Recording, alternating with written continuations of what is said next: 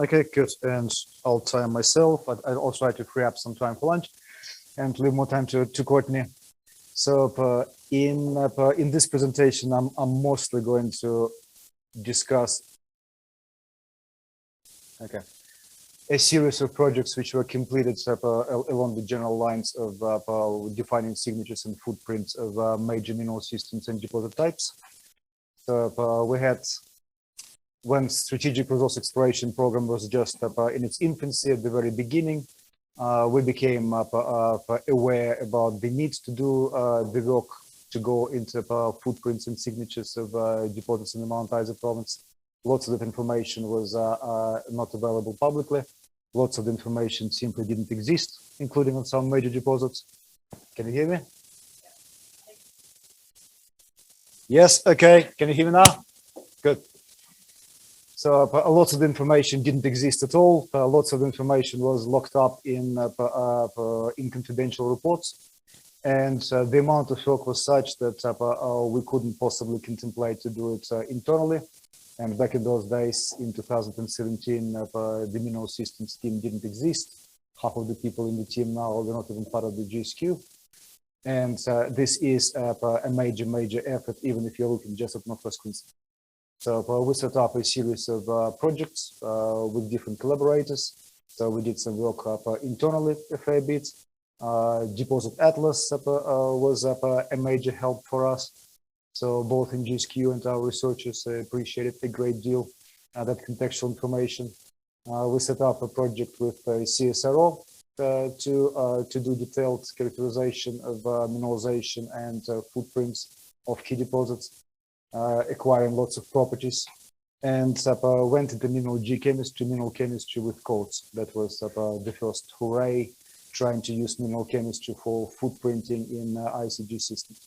And because the title says that I'm going to talk about signatures and footprints, I will illustrate some findings for IOCGs, because that was the main thrust of this group of projects, and we'll try to ask some questions about a way forward. So this kind of work which is already underway, and what we're thinking about going forward.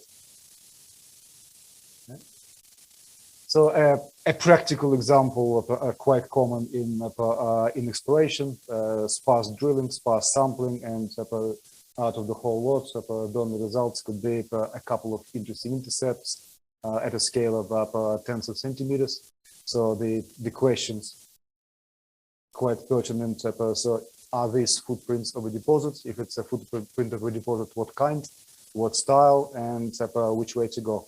So if you only have a couple of intercepts, it's a very non-trivial question. And how do you recognize that you are in the vicinity of something very major?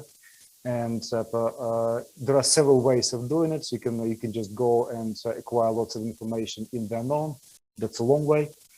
There was no way we could do it, even with all the collaborators and government funding over 3 years. Much easier way was to start inside out. We just start from the known mineralization of a particular type and start stepping up. So characterize what's in the ore. So what is the signature of ore? And in some cases, this information was available, but in some deposits was not. And keep stepping out through clear identifiable footprints and as far as we can dare to go. So that was the philosophy. And to illustrate the scale of the task, well, Northwest Queensland is a big place. There are major deposit types. There are major mineral systems, IOCGs in the east, sediment-hosted copper in a broad sense, Mount Isa copper, Capricorn copper, SEDEX, or commonly called SEDEX deposits, Broken Hill type, different but still major phosphorites. So the amount of work was pretty immense, and we focused mostly in the east, and starting from IOCGs and to some extent BHTs.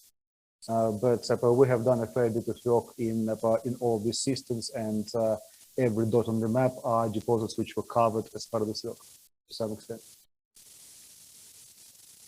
So the point was to set up a series of projects to talk to each other, to identify some synergies and maximize the outputs for the unit effort.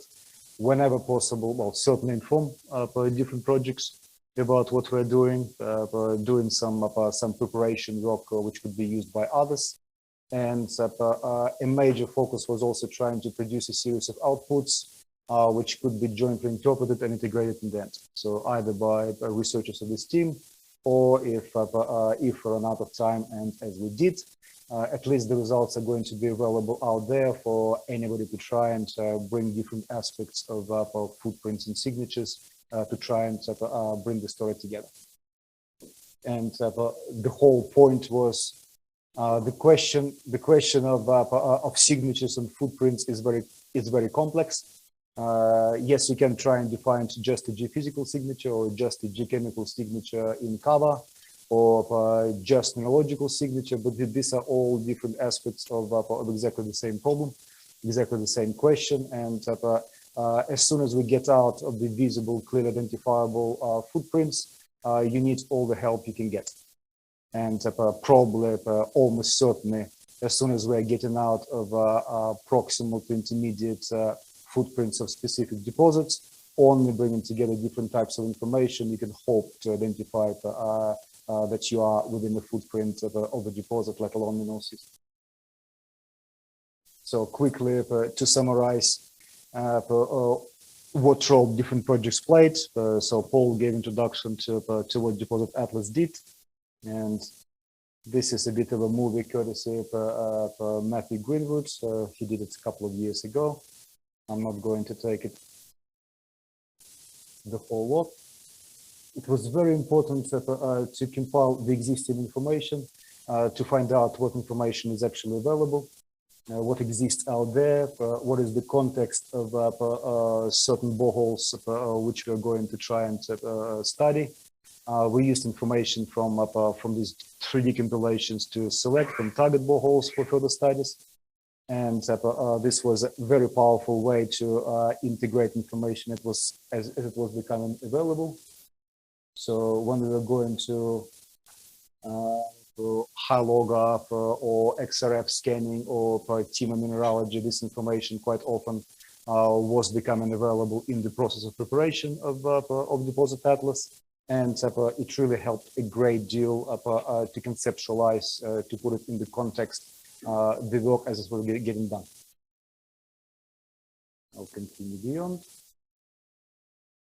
Acquisition of samples. So it's good to understand the context of the deposits, and it's good to plan a certain amount of data acquisition, but so it happens that these samples in the context, they're not just available quite often, and that was the situation at the start of the project. We knew that samples existed, but we didn't have access to them. And just to get access to those samples from the companies was a major effort, and lots of people in the industry and in this room received lots of communications from Courtney DNRM, and that was a major part of the process to get the drill core, these dozens of kilometers, to put it through high log up, mineralizer, TrueScan, just to provide the backbone, the spatially continuous context for any further results. And Courtney will talk a great deal more about this mineral systems reference collection component. A CSRO project focused on extensive data acquisition on centimeter scale samples. It was a major effort. To my knowledge, it's certainly unique in Australia. Probably it is unique in the world. Multiple properties, hundreds of different properties were collected on the same samples from different parts of mineralization and alteration for 20 odd deposits in the Eastern Maritizer province. So it is a really unique data set. Most of the information didn't exist in any shape or form, and in its richness and variety, its power is very difficult to overestimate, and that's a very good baseline to base further work on. And a separate aspect was going into mineral chemistry. So at some point, conceptually, it seems pretty obvious, self-evident that with distance, at some point you get to the situation when bulk techniques pretty much struggle to distinguish signal from the noise in the background. So at some point, we're getting the situation where the entire signal might be sitting in a centimeter scale vein, and within that vein, it sits just in a single mineral. And that was the first attempt to go and use mineral chemistry approach to IOCGs. So a fair bit of work was done on Ernest Henry, Swan, and Stara, and a separate component of this work focused on some work in sediment-hosted copper and lead zinc. And Jeff Stedman is going to join us and discuss results of this work. So a quick summary of just geochemistry. I'm not going to go through it in any detail. So we have done a fair bit of work on multi-element geochemistry of ore and proximal alteration for all these deposit types. We identified what are the common signatures of different deposit types, the degree of diversity of signatures between deposits of the same type. So we know, for example, that IOCGs, all of them, 20 odd deposits in eastern Mount Isa, have a common tellurium, copper, selenium, gold, silver, sometimes gold missing out. And within that commonality, there is a great divergence of signatures. So it's a very geochemically diverse group. Sediment-hosted copper, in the broad sense, tellurium, selenium is nowhere near as important, although anomalous. But bismuth, arsenic, antimony, and to a less extent thallium is quite typical for this deposit family. And for SEDEX, there is lots of information publicly available on major lead zinc deposits, but it was useful for us to build up the baseline to show the variability of that signature within major deposits, between deposits, and how the signature varies at distance through the halos. And a few illustrations about just iron oxide copper gold. As I was saying, it's a very diverse family geochemically, and lots of that information didn't exist at all. And we were trying to go and collect dozens of samples per deposit within different parts of ore body, within the immediate footprints which were immediately obvious, and in some cases stepping out about hundreds to thousands of meters. And we did all the geochemistry we could possibly think of that could matter. And here I'm just going to summarize some results on the signatures of different deposits. So these are the end members of different members of this family, and we're going to see these members in the course later today, this afternoon. Certainly Ernest Henry, Eloise, Swan, and Little Eva. So they're very distinct members of IOCG family. So the example of sample distribution. So the point was to go and do spot sampling to make sure that the task is achievable for dozens of deposits. Using Ernest Henry as an example, that's probably the example of the most densely sampled deposits. About 200 samples collected from the camp, about half of them within the immediate vicinity of the ore body. So from that, we can identify the geochemical signature of mineralization. Again, this information is publicly available and discussed. It just gives us confidence that indeed our sampling was not too biased to show something which is not logical and reasonable. A different way to visualize the signature is by relative enrichment compared to average crustal rocks. It's just a more intuitive way. The signature appears not surprisingly roughly the same. And some differences don't get too concerned about those. Well, first of all, it's a different basis of analysis. It's absolute enrichment compared to covariance, and some elements like sulfur are simply not present in the reference data set for comparison. And compared to the signature of Ernest Henry, other prominent members of the family, they have very different signatures. So it's the same tellurium, copper, selenium, which is the commonality, but the diversity is great, and whatever is generally considered typical polymetallic signature for IOCG deposits and it's quite commonly quoted that this polymetallic signature is typical for IOCGs. Yes, it's typical for Ernest Henry and a couple of other deposits, and just about nothing else. Just about everything else is geochemically quite different. And to illustrate it further, the diversity of the families, so it's a complex processing of geochemical data, several levels of transformation to make this visualization more meaningful.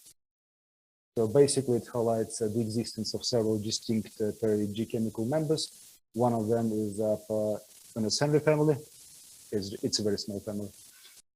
It's not very common at all, and it's the only one where red rock alteration of K feldspar is the dominant alteration mineralogy, and it's quite particular in absolute most significant enrichment in potassium and iron. So the second group includes members of the so-called iron sulfide copper gold family, IOCGs like Eloise, and so-called shear-hosted or ironstone-hosted deposits. And the typical geochemistry for them, it's sodic plus or minus potassic alteration. So some of them are potassically altered. These rocks are not red rock; they're dark rocks. And between the greens, well, between the blue group IOCGs and ironstone-hosted and Ernest Henry style, these are essentially all the deposits which have been economically mined to date. And so the third group is a very peculiar and diverse family in its own right. It has a much simpler signature geochemically.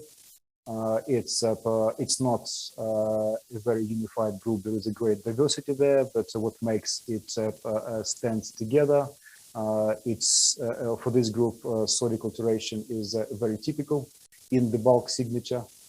And in some cases, it is indeed early sodic alteration, which was not overprinted much by later potassic. And in some cases, sodic alteration is actually seed mineralization. So not everything is potassic, not everything is coming with potassic feldspar. A different way to visualize it, to make it much more easier to see for those people who are much more comfortable with principal component analysis, illustrating exactly the same point. Different deposits have very distinct fields of their signatures, and Ernest Henry and its relatives, they are in the minority in the Cloncurry district. And to illustrate what makes these different geochemical groups different, this diagram illustrates, for example, that Ernest Henry group is the only one with that polymetallic signature with anomalous arsenic, molybdenum, tungsten. Everything else is much simpler. And illustrating further the point that the green group is typified by bulk sodic geochemistry. And mineralogically, they're quite distinct as well, but I'll leave it to Courtney to discuss mineralogy. So we can define these groups both in mineralogy and geochemistry. And in illustration of distal footprints, well, from proximal to distal here using just geochemistry, just using spot geochemistry, we can visualize spatial zonation around deposits like Ernest Henry. We can clearly see how we can get from hot colors in the ore body to warmer colors of also mineralization, but without polymetallic signature. We can see, for example, the blue signature, the blue group typifies dominant regional sodic alteration, and it illustrates a big problem of defining proximal versus distal as a function of a simple geometric distance. We can see that the blue colors, the sodic alteration, which was not overprinted by anything else, occurs in some directions tens of meters away from the ore body. So you can be 20 meters away, and this is a boring-looking dark gray rock with sodic alteration, the same as kilometers away. And along the right structural direction, you can see signatures geochemically and mineralogically more than a kilometer away. So it's very, very anisotropic. And again, the biggest power of trying to decipher navigation through footprints, my time's up, I'm wrapping up, is to use geochemistry and mineralogy. So I'll leave it to Courtney to talk about this in more detail. And certainly going to beyond 1 kilometer, bulk techniques really start to struggle. We need to go into microanalytics, and that's going to be covered to some extent in other presentations later this afternoon. So in a summary, we have completed a great deal of work in a series of related projects covering selected deposit types in Northwest. Some work, a fair bit of it is continuing. So we're largely finished, we say, about IOCGs, but we're going to continue. There are significant gaps remaining. So we're going to do more work in the next 6 months. And again, Courtney will mention where those gaps are. This bodies of work did not intend to provide a direct substitute or direct help for exploration other than providing templates and examples. So doing exploration, it's very important to have some baseline you can compare your samples to, and that was the main point, to go to known, step out, to build templates and provide it out there so that you can plot your own exploration samples. And the next questions, the next ways going forward. So we're going to step out geographically. We're going to fill in the remaining gaps in certainly in the Mount Isa province. But a big conceptual question is how to go beyond mapping out footprints of deposits and how to start mapping out footprints of mineral systems. And that's a much, much more complicated process. And if anybody has an idea, well, we've been thinking about that for a few years, so we're happy to talk. And I shall leave it to that, acknowledging contributions of people who actually did work. And this entire afternoon from this point onwards is going to be about results of the projects in the realm of footprints and signatures of mineral systems. Okay, thank you. Thanks, Vlad.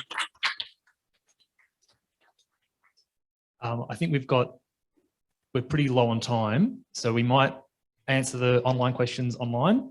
Is there one question in the room that's really burning, considering we do have the entire afternoon on mineral systems? All right, there's one online for Helen. Yep. So Jonathan Cloutier is asking, Vlad, in your PC and DP analysis, did you look at the host rock and whether or not that played a role in the groups that you defined? To some extent, not overwhelmingly, because whatever I showed here, it was a subset of samples for which were grossly anomalous. So we're looking at enrichments of orders of magnitude and variability of host rocks much smaller. So if we include everything, it becomes more complicated. But yes, it does play a role. Yep. I also have a question for Ken that came through during Vlad's talk, if you don't mind. And I'll pass, once I've finished, I'll pass this to you so that you can answer and people online can hear. So Josh Lee is asking, Ken, are you certain that the bladed texture is from calcite or carbonates more broadly? Is it perhaps bastnäsite?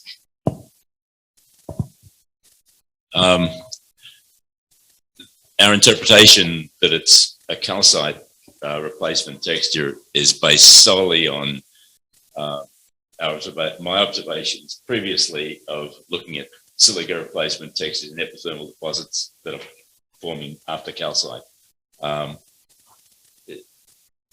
The alternative would be very interesting if that was the case.